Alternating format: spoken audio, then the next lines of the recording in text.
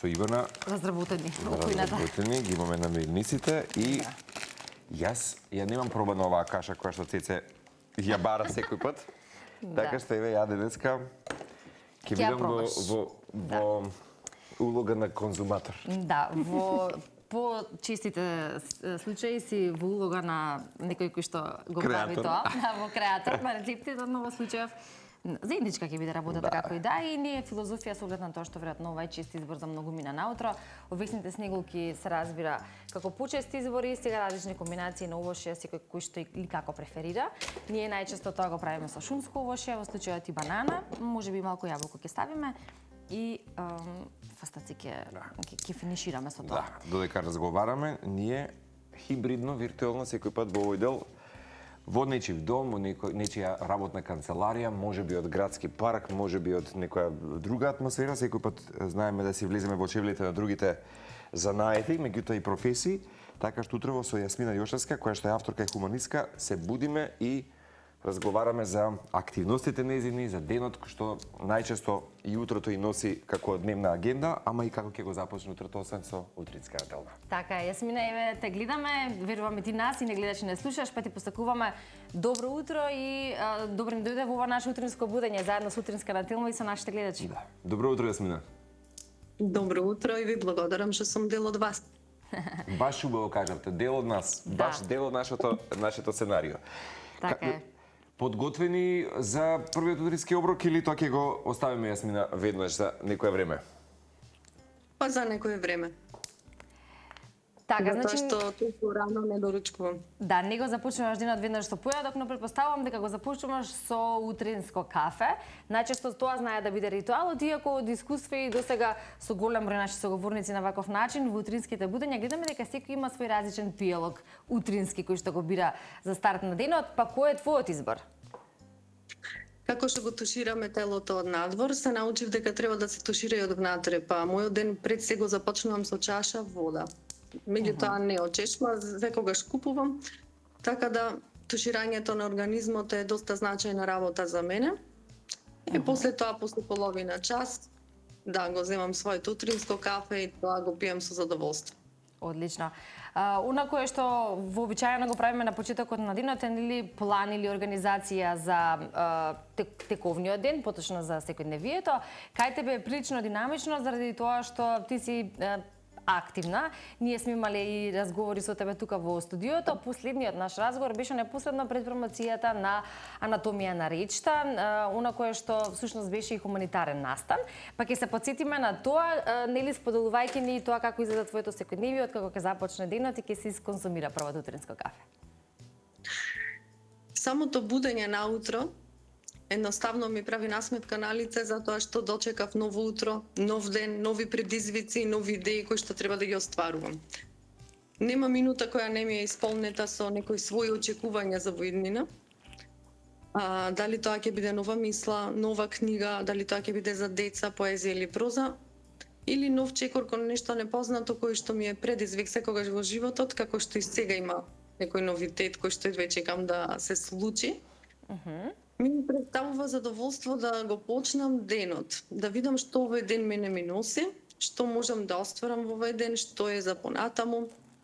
Така да секој ден е нешто бурно, секој ден носи некоја нова мисла, некој ново случување, некоја нова идеја или средба со луѓе кои што ќе ми го покажат понатаму патот, така да нема ден да не ми е исполнет. Да. Јасмина, во време на комерцијализација, можеби на книжевноста, баш ја негувате и поезијата како едно искрено сведоштво.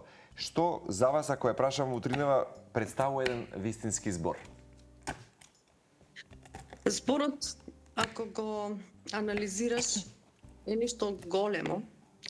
Ако го согледаш како единка е нешто многу мало, меѓутоа, ете, јас си кажав дека се чувствувам како филозоф, понекогаш па навлегувам длабоко во самиот збор, во неговата значајност, или така поемотивно некогаш ќе навлезам, зависи од расположението во кое што ќе се најдам. Меѓутоа, некогаш знае самиот збор доволно да допре, да ни го смени текот на настаните. Баш така. Мислам дека е можеби најсилно оружје денеска упатениот збор, нели? Понекогаш е силно оружје, понекогаш луѓето не ги ни допира самиот збор, затоа што се е сменето не е како порано што беше. Меѓутоа, пак се служам со се она што можам да бидам јас. Зборот ми е навистина најсилно оружје и некогаш знам самата да си кажам или некому внимавај како ќе ми одговориш, зашто ќе ти кажам 2 збора во 3 реченици, како ќе биде после не знам. Мора да признам дека во изминативе години дека Ивана и јас и сите можеби работиме вака што се вели низ медиумските платформи, често пати знаеме да разговараме со луѓе кои што пишуваат поезија и драго ми е што таа секој пат некако ја се обидува да се случи некаква експанзија, се обидува да го стави на вистински педестал сечи јазик, па дури и помалите можеби како македонскиот јазик. Како сметате дека денеска вистина можеби поезијата влие врз општествените промени и свеста кај нас, кај луѓето? Мислам дека на денешно време не толку се чита поезијата колку прозата, меѓутоа кај мене па има добар осврт на сето тоа, затоа што со правењето на самите настани мене не ми стигаат книгите. Едноставно тоа се луѓе кои доаѓаат, некоја редовна публика и некои нови кои што ги запознавам, кои ми го почитуваат делото, кои што кога ќе прочитаат ми пуштаат пораки. Толку сум задоволна од она што го читам. Значи, самите рецензии кои ги дават во однос на книгата која ја прочитале, мислам дека до сега се е топла препорака. Немам негативни коментари, до сега барем. И во тој поглед сум многу задоволна. А и твоето творештво најчесто се поврзува со една длабока емотивност и искреност. Ако би те прашал како ги преточуваш личните искуства во една поезија? Секоја песна е напишана токму од најдлабоките чувства. Понекогаш кога си во добро расположение, но најмногу се пишува кога си тажен, барем кај мене е тоа така. И без оглед дали е ноќе или дење, тоа знам да го направам и на работно место, на лист хартија или во телефон. Се зависно од тоа како ми налага ситуацијата. Да, Јасмина, она кое што исто е познато за тебе е дека покрај тоа што твојата инспирација или можеби пораките кои што сакаш да ги пренесеш, ги преточуваш во зборови и преку книгите кои што ги имаш, исто така и твојата хумана страна, која добро знаеме и споменав дека последниот настан беше токму хуман, односно промоцијата на анатомија на речта, каде што средствата беа за апарат за децата на клиниката, децата кои што се со цистична фиброза, и тоа е некој потек кој што е за поздрав, но и начин на кој што ти функционираш во смисла на тоа да ги искажуваш своите чувства, но сето тоа и го правиш токму и за хумани работи. Откако знам, од 2016 јас ова го правам, претходно во Битола, меѓутоа трет настан во Скопје. Зошто тоа го правам? Просто си дадов мисија на себе, додека постојам на земјата, да направам нешто што е добро дело. За лоши дела знаеме да правиме тоа многу. Меѓутоа да направиш добро дело, да бидеш нешто посебно во овој живот барем каде што постоиш, за мене е посебност. И се додека постојам сите настани кои што ќе ги правам понатаму, планирам доста да сме здрави и живи, ќе бидат така насочени, така сакам, така можам. Тоа е мојот едноставен стил на живот и секогаш ќе го правам тоа со задоволство. Така е, спомена дека подготвуваш нешто ново, дали сега можеш да ни откриеш што е тоа или ќе почекаме во иднина? Навлегов во нова вода со пишувањето, односно конечно можеби ќе го исполнам аманетот од Тоше Проески кој што ми остави наслов на песна, а јас конечно го направив текстот. И се надевам дека тоа ќе си го најде своето место. Тоа е најново од мене што можеби понатаму ќе се ослонам да направам текстови за песни, дали се народни или забавни, не е важно. Битно дека целта ми е да се постигне нешто ново. Секогаш предизвикот кон новото е нешто најубаво. Така е. Како родител, како мајка која што покрај сите други работи има и главната улога, нели, или видиме најубавата, но и најпредизвикувачката улога во животот, како ги комбинираш секојдневните обврски и овие кои што се и обврски задоволства, ако зборуваме за пишувањето и за креирањето на вакви хумани настани, со оној друг дел на личниот живот, секојдневните, да речеме, тековни работи кои што се поврзани со децата. Едноставно се може кога се сака, кога се работи со љубов. За се има време. Затоа успевам, затоа си давам на себе некој одреден период по кој што треба да направам нешто. Со децата се согласуваме, го уживаме сето тоа време, што можеме заедно да ги спланираме некои работи. И едноставно се поврзуваме на начин на кој што после тоа ми кажуваат, па супер е, сега ова го успеа, го направи, поддршка од нив, доволно гориво за да можам понатаму да ги создавам работите. Едноставно, обичниот живот е оно што те сочинува на крај краишта, зашто колку и да пишуваш и настани да правиш, тоа е нешто што е еден ден, ама на другото секојдневието си го имаме и едноставно го живееме. Така, колку поезијата Јасмина ви помогна можеби годиниве, бидејќи секој од нас се соочува понекогаш со подеми падови животната, така некоја екзистенцијална криза, да баш што се вели да преживеете и трансформирате можеби одредени животни моменти и кај вас лично?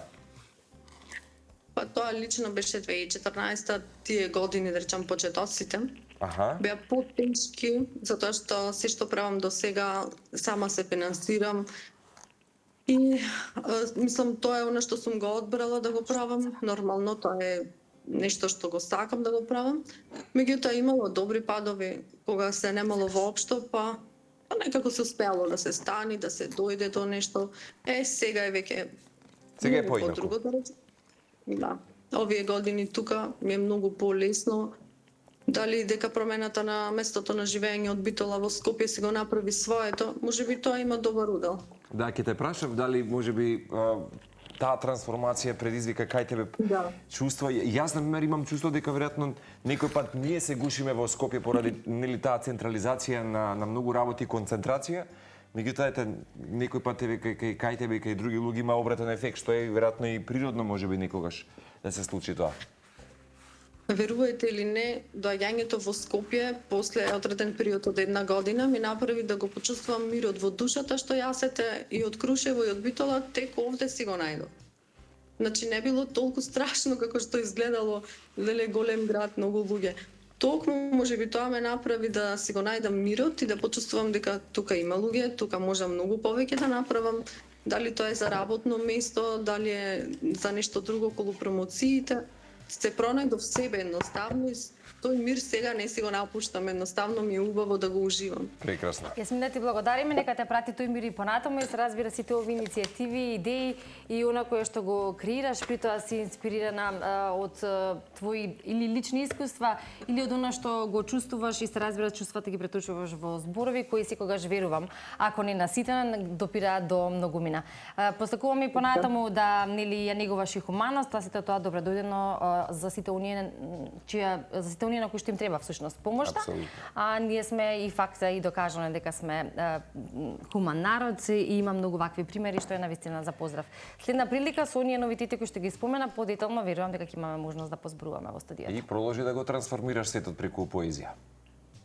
Ви благодарам многу и за поддршката и за она што вие секогаш го правите за мене, посебноста да ја чувствувам токму вака на овој начин. Ви благодарам што постоите. Исто возраќаме со вакви убави епитети и можеби најголеми суперлативи до тебе.